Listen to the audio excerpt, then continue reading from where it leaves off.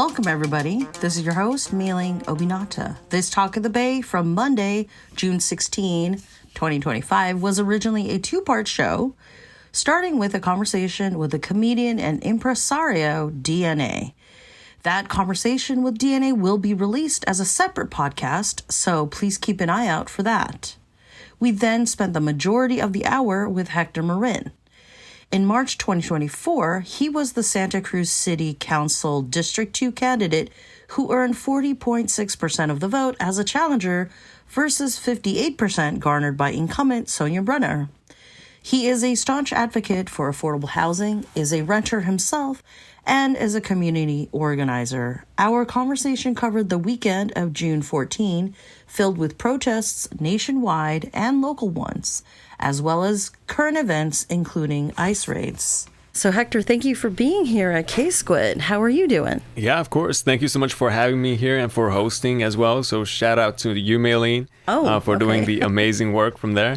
But yeah, I'm doing good for the most part. I've been keeping in tune with what's going on locally and what's going on nationally. Been activating and organizing with the folks that are on the ground. And so we're keeping up that same energy, but it's awesome to see everybody being in solidarity and there being so much support for nuestra gente.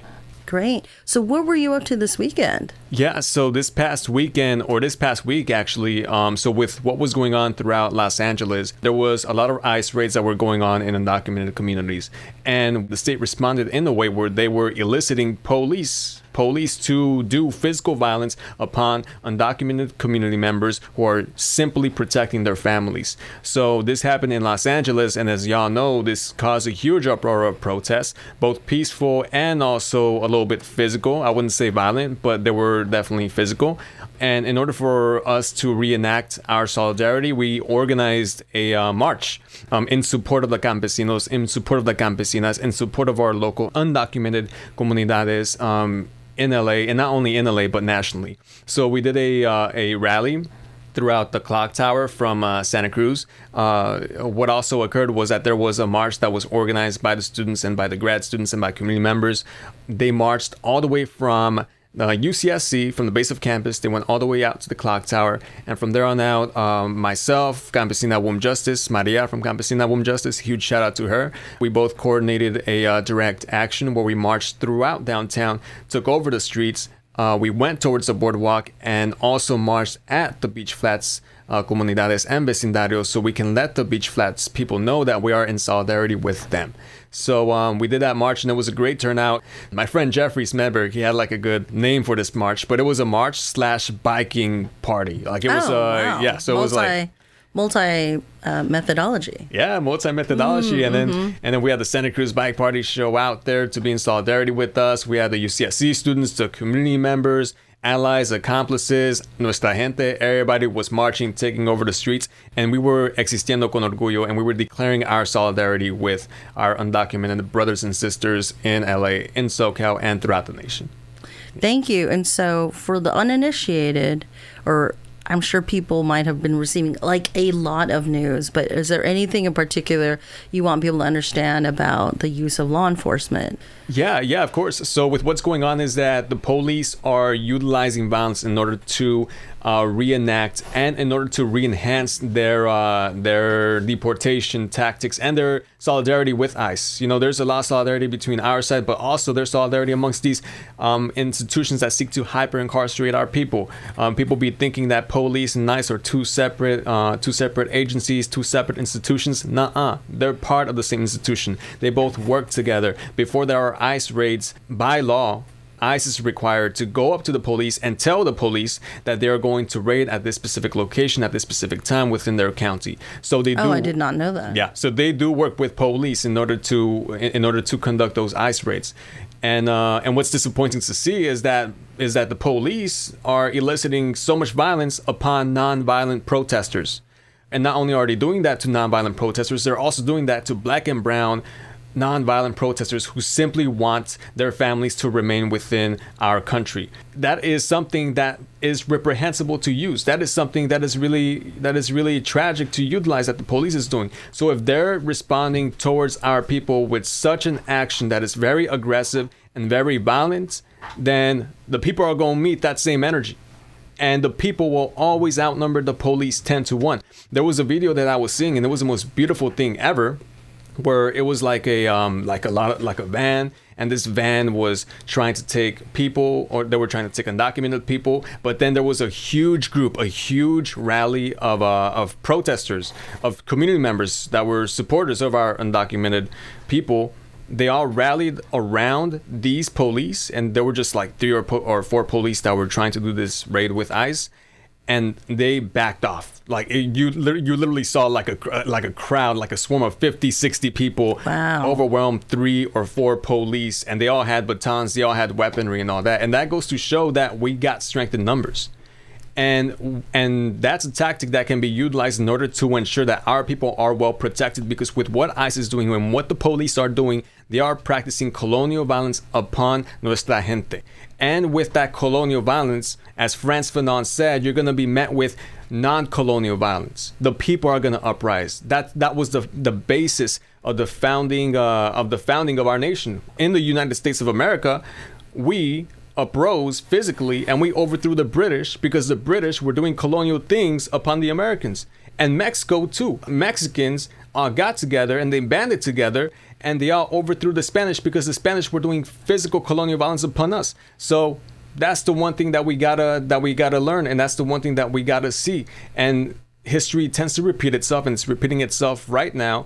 But the trajectory of the entirety of the movement is that there is a massive awareness of consciousness. There is a massive awareness of movement building. People are showing out in droves in the ways that we haven't ever seen before. And that is something that is really beautiful to see.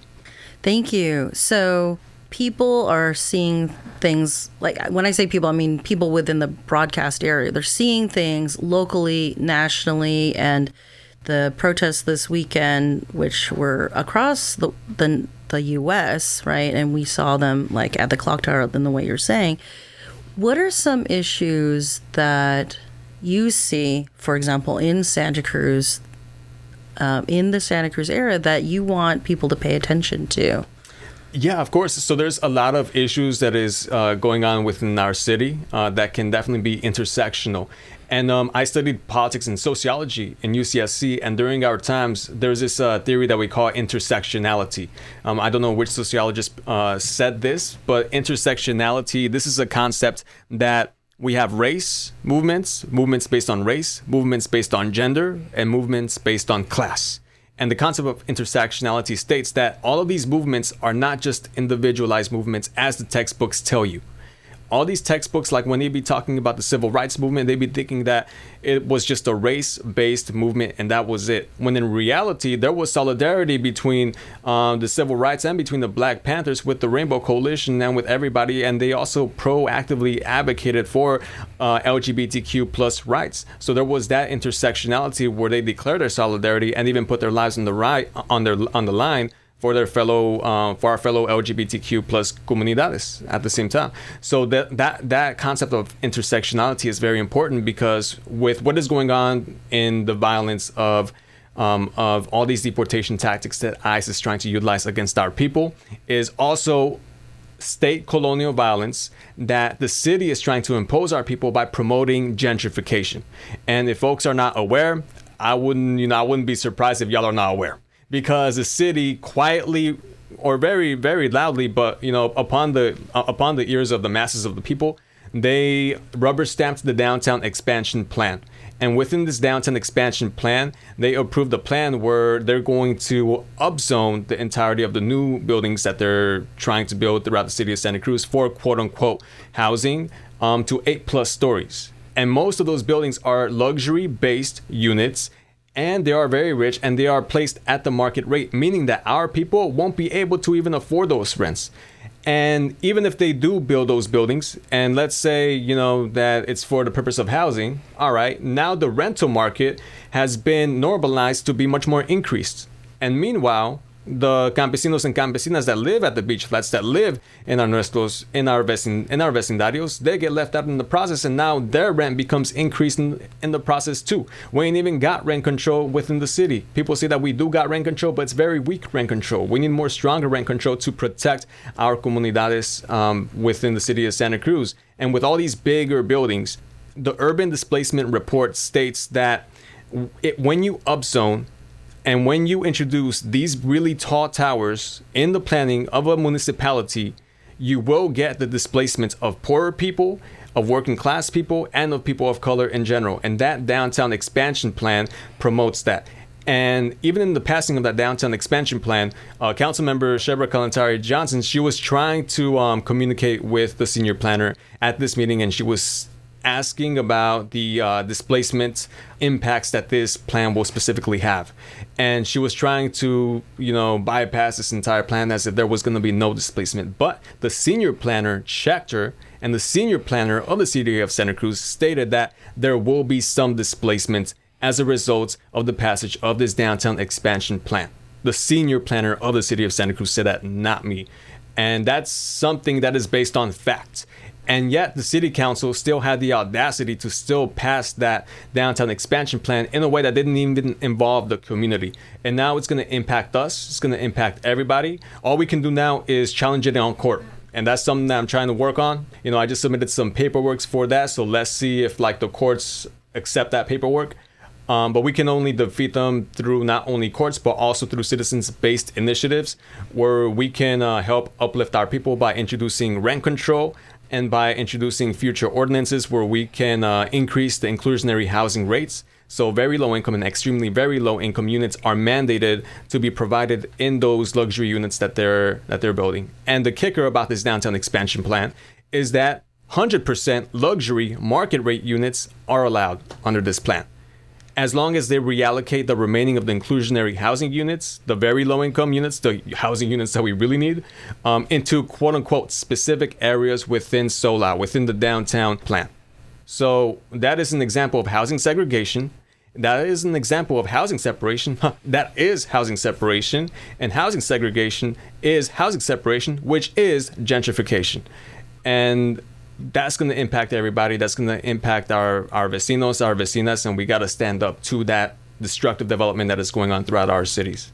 Okay, so Hector, you said us, but you did not grow up here. So what are you saying to people who want to live in the area, right? Are you just like, well, I'm here, like my needs are met, like I'm good? Or what would you say to people who push back on that and say, what about new people? Yeah, of course. And I definitely welcome that. We got to make sure that we make a Santa Cruz that is welcoming to everybody, because everybody love everybody. So we got to make sure that we invite everybody within the process so they can call Santa Cruz their home. When I moved out from Riverside and Moreno Valley, which is a Latino and African-American predominant community, I moved to Santa Cruz, and Santa Cruz welcomed me with open arms, right? And I want to ensure that everybody else feels that same welcome, that everybody else feels that same convivencia. That's a concept that we have. Convivencia is basically the welcoming energy to invite new people within your fiesta and within your party, so we can all be a union, so we can all be united in that same process. And that's something that we need for our UCSC students, for our Cabrillo College students, and for all people that are looking to live within the city of Santa Cruz. And also, to add to your point, there's been many of people who have been locals of Santa Cruz since like the 50s, 40s, 30s, 20s. They've been pushed out of Santa Cruz because it is very expensive to live here. And so we got to make sure that their concerns and that their needs are also met too. And we got to make sure that we make a Santa Cruz where we invite them. Hopefully they can come back to us, because if you go to the beach flats and you start talking to all the señoras, the doñas throughout there, they'll all tell you the same story, that their neighbors who are Latino had to move out of Santa Cruz because it got too expensive for them, right? So we got to make sure that we make a Santa Cruz that is equitable for everybody. Thank you. And I think last week we aired a show in which I interviewed an advocate from the Protect Salinas Renters Coalition, because there's like a package of ordinances which voters are, I think they're seeking like 10,000 signatures.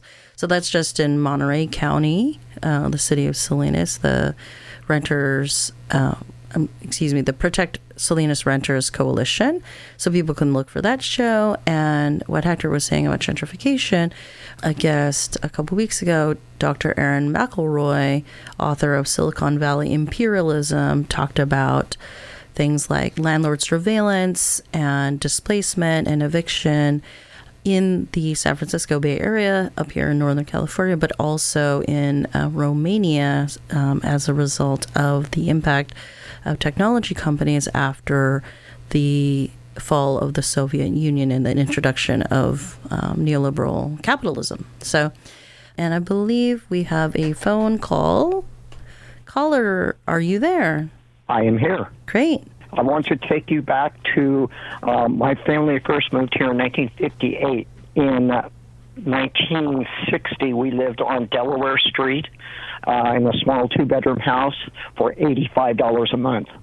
Nice. Wow. And in Santa Cruz, when I used to ride my bicycle, I could coast down Bay Street, go right through Mission Street, not even look because there were no cars. Wow, that's a whole other reality, yeah. Completely another reality. So I bought my house in 1987, and I could not afford to buy it now.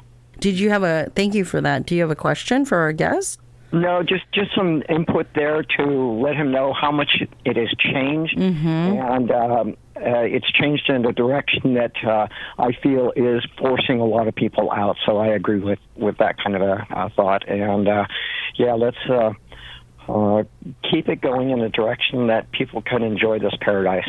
Thank you. Thanks for calling. Yeah, so Hector Marin, you recently published a piece about the Keeley ballot measure.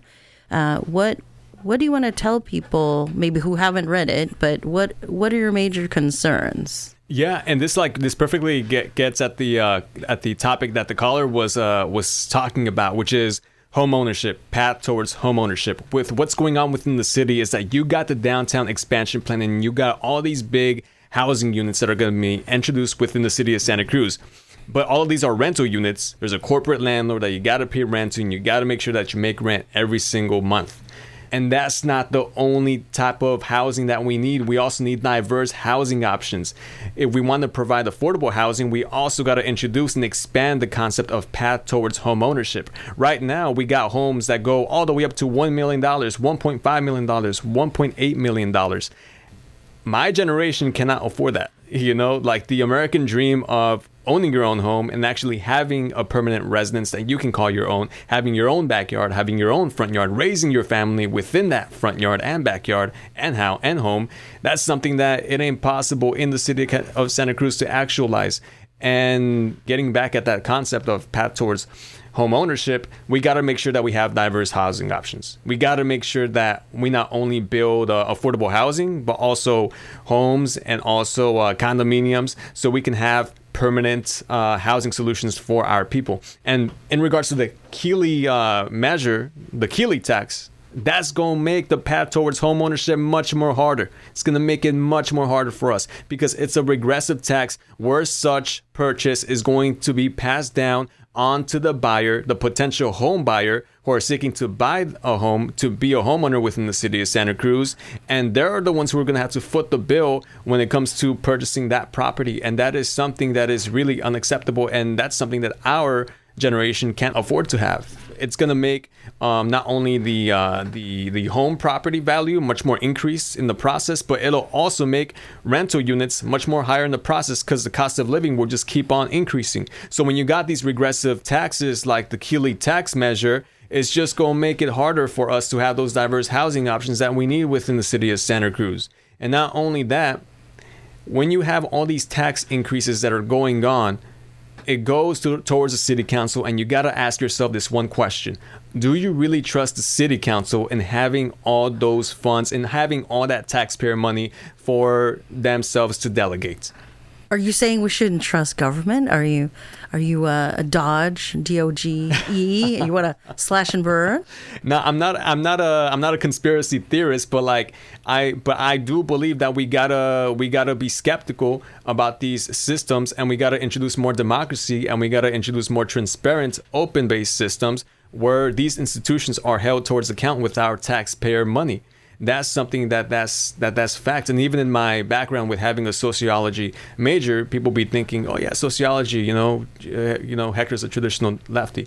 All right, that may be true. But what's also true is that it also, like, that field also teaches you to critically think about these policies and how it'll macro impact our people, how it'll impact us, and to further question those solutions to see whether they are actually solutions that helps our people in the long run or it doesn't. So is land use, or rather, what does sociology say about land use? Yes. Is it like start with the land use, end with eugenics? Is it kind of like that? Or what's an academic lens on this? Yeah, so there's this concept of, within the concept of sociology, we always apply the sociological lens. And within the sociological lens, this is a lens that you utilize in order to critique not only the institutions, but also the social impacts that the policies that these institutions have, that we also factor into what the macro and micro impacts they can be. And within land use, with what we got going on, is that we have an over privatization of land use. With what happened with the downtown gentrification plan, I ain't even gonna call it the downtown expansion plan, because it ain't expanding anybody for the people in Santa Cruz. It's gentrifying us, pushing us out. But within this downtown expansion or gentrification plan, with what you got going on throughout there, is that you got a private deal that was made between the private developers and the Santa Cruz Warriors. And don't get me wrong, I want the Warriors to stay within the city of Santa Cruz. I know that the Warriors have contributed a lot to our communities when it comes to basketball teams, for our high schools, when it comes to conducting that and organizing that. They do good work in that. But at the same time, within this downtown gentrification plan, they did work out a private deal with the private developers where they prioritized their interests and their profits over that of the people's. And that's a boundary that we got to place on these multinational corporations, on these multi-billion-dollar corporations, because they are prioritizing their profits. And not only that, they are promoting destructive development while at the same time pushing our people out. And they're privatizing this land use. They're utilizing this land and they're privatizing it. Whereas the city can be a direct competitor and making that private land public. They can be a competitor within providing affordable housing. They can be a competitor and even a collaborator in providing true affordable housing, more green spaces, more public open spaces, more parks, more basketballs, more recreation centers for our people. So the sociological lens of land use would be to have the city, which is a public entity that is supposed to serve the people, be a competitor of these land use policies and provide housing and provide community that is in competition to these private developers and doesn't sell out these parcels of land to them. It's kind of interesting that you're talking about the sort of the prioritizing private use. I can't say what land use specifically here does, but it's just interesting to see, for example, when Amazon said they're going to leave Seattle or whatever, and they're going to have another headquarters, or like these big corporations. I realize Amazon's not a real estate developer, but they sort of entice these different local governments or state governments or whatever. We're going to do this, we're going to do that, and then they don't do it.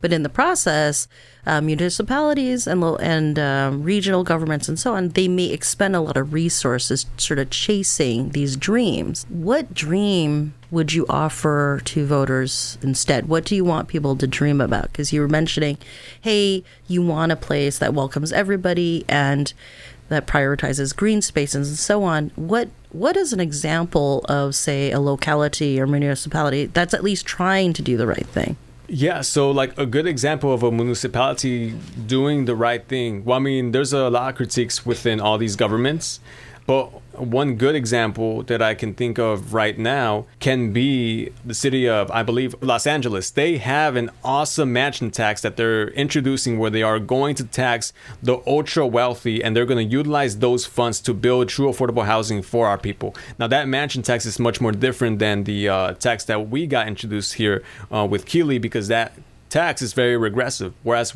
with that mansion tax, it'll generate tens of millions of dollars for our people to make those funds accessible for Section 8 vouchers, to have those funds be contributed into their housing trust fund so they can build inclusionary housing units. And if that money is utilized within their affordable housing trust fund, the city can directly be a competitor and a developer in developing those those land usages for public housing, which is something that we need. We need more public housing, more worker co-ops. So like getting back to your question at the dream, like the dream would be a government that serves the people, a government and a community that welcomes everybody within the process, a government and the community that not only amplifies the people, but also involves you in the local political process. With what's going on right now is that government is so bureaucratized, it's so used to operating without the people that you don't got leaders that are trying to reach out to the community in the grassroots way and involve them in the local political process. So the dream would be that more community involvement within our people, so the government can serve the people, and a Santa Cruz where we invite and where we welcome everybody. And not only do we welcome everybody, we are not for sale, and we celebrate, and we are outside, and we host block parties, and we reintroduce the concept of community where we all celebrate ourselves, because that is what makes Santa Cruz Santa Cruz. We have a huge energy that is our own, and we got to make sure that we amplify that positive energy by making positive change. And we can only do that by involving and amplifying everybody. But what's going on right now throughout the city, within this city in particular, they're not serving the people. Instead, what you got going on is that you got tax measures, you got policies that are being forced on the throats of the working class. Not only are they doing that, they're also doing local political insider deals that leaves us out in the process. Meanwhile, the cost of living becomes increased. Meanwhile, we get left out, and meanwhile, we get pushed out of the city, while these politicians, while this establishment, while this status quo becomes amplified and becomes richer in the process. So that is something that we got to call out. That is something that we got to call in. And that is something that we must reject. And we must ensure that we make a Santa Cruz that empowers everybody. Thank you. And I think I heard about this City of Los Angeles mansion tax. And I think there was a big fight about it because I believe it applies to any sale of any real estate. Could be residential, could be commercial, over 5-point-something million. And so I think they've raised well over 400 million, which I don't know if that's a lot of money for affordable housing or sheltering people who are living outside or whatever. That sounds to me like a lot of money. And to me, right, I'm just thinking that's an unimaginable amount of money. But when you're building places for people to live and so on, that money does go very fast. But I don't think the city of Santa Cruz has nothing of the kind. So I would say also the organizing dynamics in Los Angeles, because Los Angeles is famous for the Los Angeles Tenants Union. I think that is revered across the U.S. and even internationally.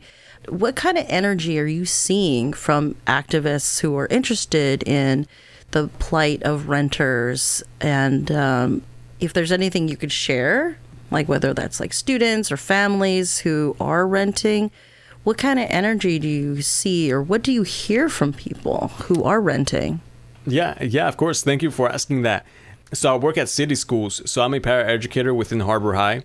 And I'm always hearing with what these high school students are going through. And not only what they're going through, but also with what their parents are going through. With what their parents are going through, it's very obscene. What's going on is that you got rents that are increasing. They're increasing exponentially. And there was this one time where I was just helping out a student and their group project about housing justice within the city of Santa Cruz. And that was their assignment, right? Wow. Yeah, exactly. The correlation. And I'm all like, hey, buddy, you got an expert here that can help you out.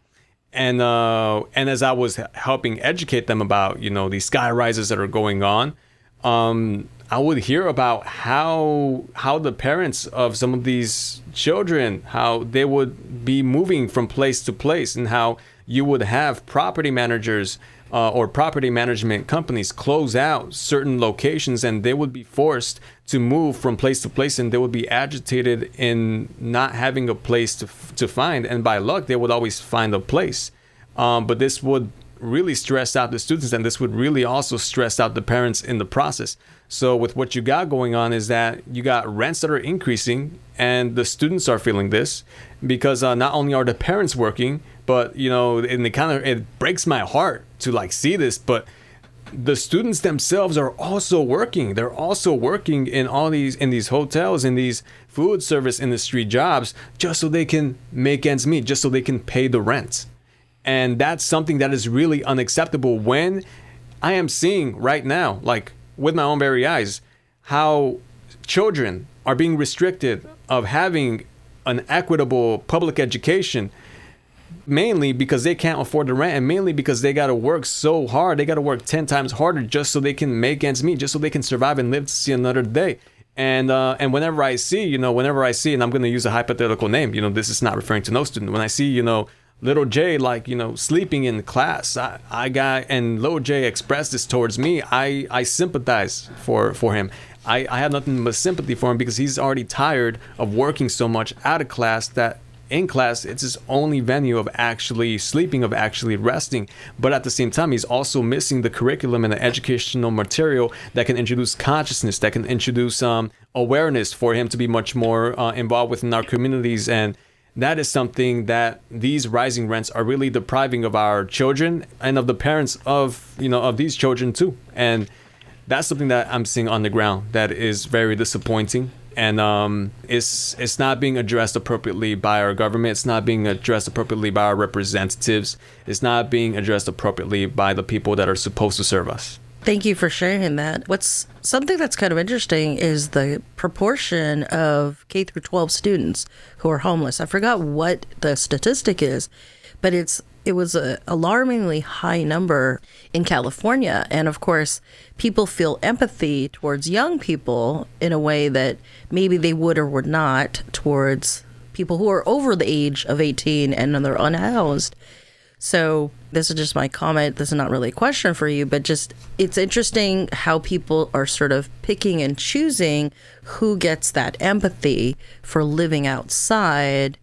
And I think maybe the borderline is that we as people living in California, living in the Santa Cruz area, or Santa Cruz and Monterey counties and so on, that we imagine, our tax dollars are going to educate children. Like, that makes us feel good.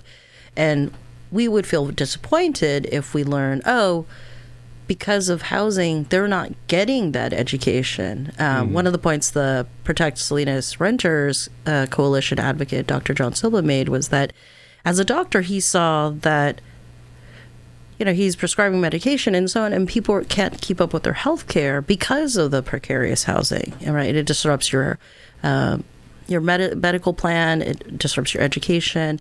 So what do you want people to do after hearing this show, right? You've described gentrification. You've described various problems. What are some opportunities that you want people to take advantage of so that you can assign them some homework, just like you would if we were in your classroom? Yeah, of course. And thank you for bringing this up. The way that I got introduced by activism was when I was much more younger. I would always get bullied by bigger kids, right, throughout middle school and throughout high school. I'm sorry, Hector. And with what occurred is that my parent brought this issue towards the attention of Doña Librada Murillo, and I'll never forget her. Doña Librada was a well-known activist within the city of Moreno Valley, and she actually took us and we went to the school board, and she demanded to change districts, to change school districts into a school district that was deemed much more better for my mother.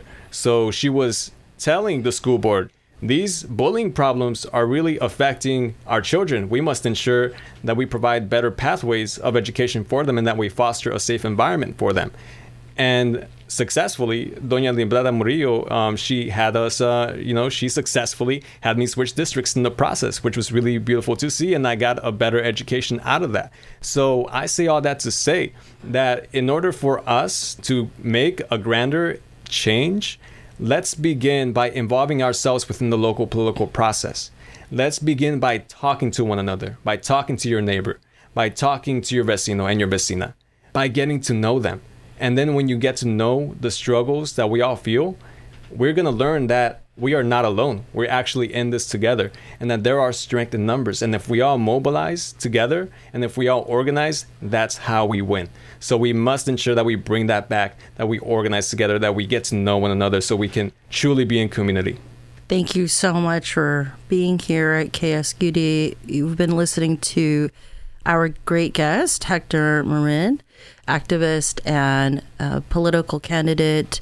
And I've been your host, Mei-Ling Ominati. You've been listening to Talk of the Bay. I want to thank Howard Feldstein, our program manager, production and engineering, guidance from Yanko Nyasu, and everyone else at K-Squid, who, whether staff or beloved volunteers. Thank you, everybody.